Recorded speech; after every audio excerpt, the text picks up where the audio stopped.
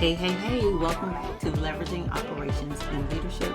I'm your host, Tanya D. Harrison, and today we are going to be pulling back the curtain on something that drains most small teams faster than anything else.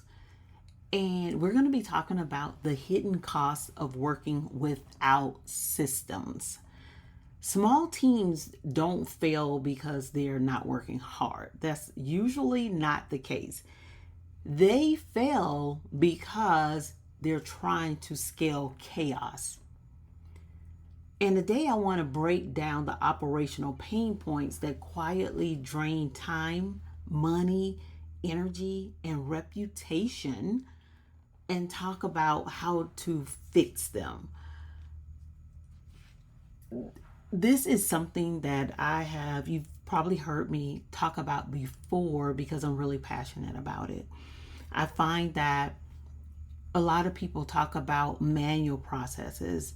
And yes, we do want to automate manual processes, and we do want to incorporate AI whenever we can in order to increase efficiency and actually expedite certain things. So that's not what I'm talking about, right? What I'm talking about, just systems in general, structure in general. We're definitely going to talk about automation and AI because that's something that I think is really important. But the first thing is getting the chaos under control. That is step one. So when we're talking about the different costs, these operational pain points, the first one is the cost of rework. So I want to start here because this is the profit leak that most leaders massively underestimate. Rework shows up as fixing avoidable mistakes or clarifying unclear instructions and redoing tasks that weren't executed correctly the first time. Every time you go in and you touch something again, that is a rework, right? So if I have to do something over and over again to get it right, it's a rework. IDC, which is one of the major global research firms, they found that teams lose 20 to 30% of their productivity every week due to poor systems and inefficient processes. That's not an exaggeration. For small teams, it's the equivalent of losing an entire team member's workload week after week. And then on top of that, PMI, or Project Management Institute, reports that rework can swallow up to 40% of a team's labor costs when clarity and process are missing. So that is huge. And like I said, for small teams where every dollar counts and every hour matters, that is devastating. And it's something that we definitely want to make sure that we take a look at. As you're going through this process, as you're listening to this podcast, think about some of the things that you are reworking that's causing you to go over it and touch it over and over again. And then at the end, when I give you some quick tips to implement, you can start there. The second thing is missed deadlines and brand reputation. And this is more than just an internal thing. Because if you are missing deadlines, you say that you're going to have something done by a certain date and you're not having it done, that is going to wreak havoc as well. Because this is where leaders often underestimate the damage. Your brand is way more than your logo. Your brand is your consistency, your ability to deliver what you said you were going to deliver and to deliver it on time. So those service level agreements, meeting those deadlines, they are extremely important. PwC Customer Experience Study found that 73% of customers say reliability, not pricing, not speed, not features, but reliability is the number one factor in whether they continue working with the service provider or not. That's huge. So they're not talking about all the stuff. They're basically saying they want to be able to depend on you. If you say you're going to do ABC by December 31st, that's what they want. So when deadlines slip because work lives in email threads and random documents in Slack or someone's memory, the real consequence isn't the delay. It's the signal or the message that you're sending out that you can't fully count on us. In a small team, one missed deadline can cascade into 3 more because you don't have backup staff or layers of safety nets. You're operating with a lean crew. Every delay ripples. So this is where brand trust quietly erodes. And most leaders don't recognize the pattern until referrals dry up or repeat customers start to fade. You definitely want to make sure that you are paying attention to this area. And now the hardest cost is burnout. It's burnout. Gallup found that 76% of employees experience burnout at least sometimes. And the top causes are not overwork. They're unclear expectations, unmanageable workloads, and constant pressure created by inconsistent systems. Let's be real. Burnout isn't a personal issue at all. It's an operational issue. And for small teams, the consequences hit harder than for larger organizations. Another stat for you, according to guidance from the Small Business Administration and SHRM, losing one employee in a team of fewer than 10 can wipe out 17 to 25% of your team capacity overnight. That's huge. In reality, the operational impact is often even higher because the remaining team members absorb the stress. Burnout doesn't happen because people are unwilling to work. That's not the cause. Small teams are full of hard workers. Burnout happens because work is unclear, is unpredictable, and often duplicated. All things that are preventable. This is stuff that you could fix, but only when the systems are clear. Small teams feel the cost of poor systems faster than big companies because you don't have the redundancy. You don't have the extra staff. You don't have multiple layers of review.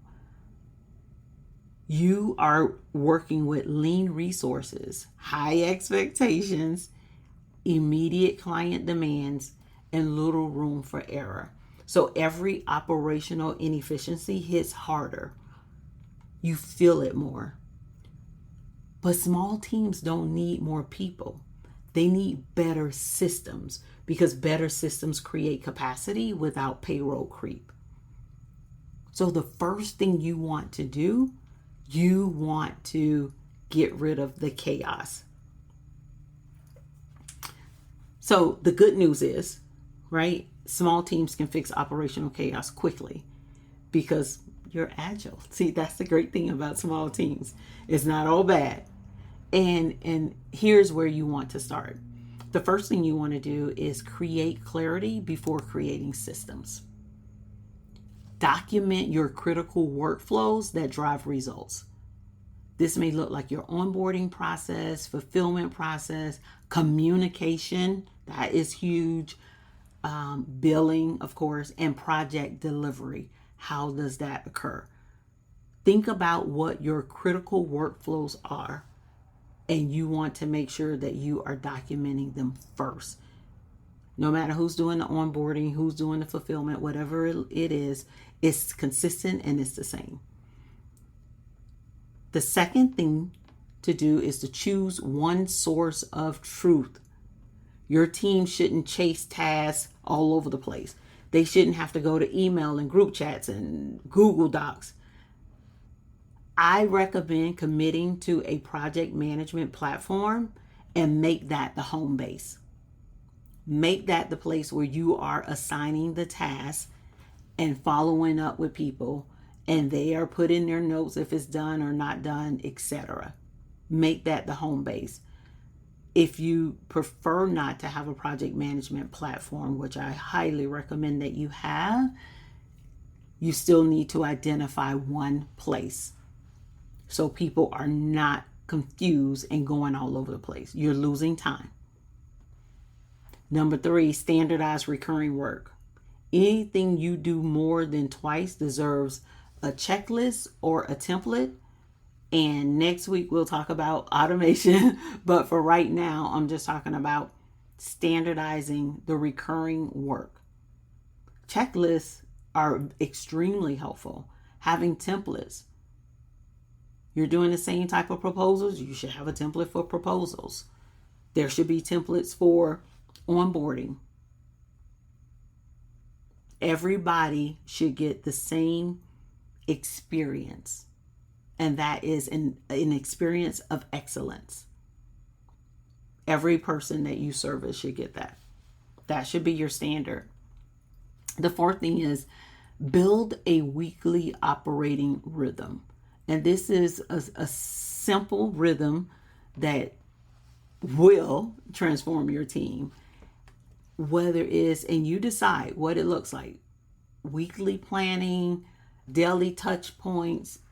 You could do an end of week wrap up every Friday by 3 p.m. You do an end of week wrap up, or a monthly KPI review.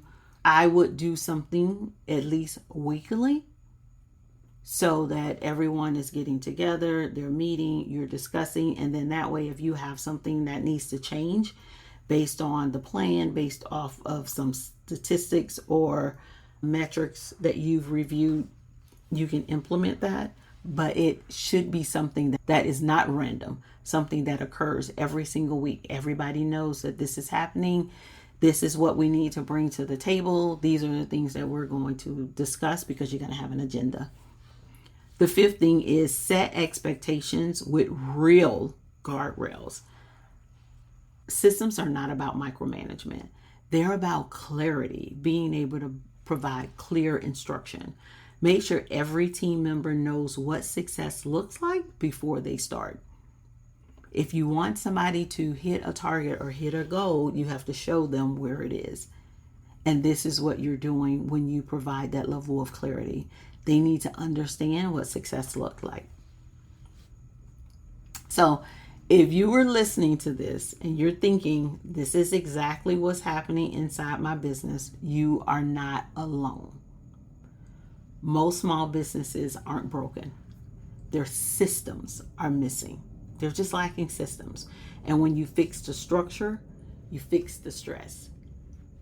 And then you're also going to protect your team's bandwidth, your brand's consistency, and your business's profitability. Because working without systems doesn't just slow you down. It costs you money. And I'm talking money in time, dollars, trust, and team morale. So that is where you want to get started. Do not, like I said, we're going to talk about, systems and automations and things like that, but you do not want to automate chaos. You do not want to bring technology in when you haven't defined what things should look like. Get that level of clarity first, clear up some of the chaos, and that is it. Thank you for joining me for another episode of Leveraging Operations in Leadership. And if you found this helpful, please share it with another leader. If you have anything that you would like to hear, anything that you'd like us to discuss, you can send me an email at info@signalpartners.com. Also, please just take a couple of seconds to leave us a review and let us know how we're doing. Talk to you soon.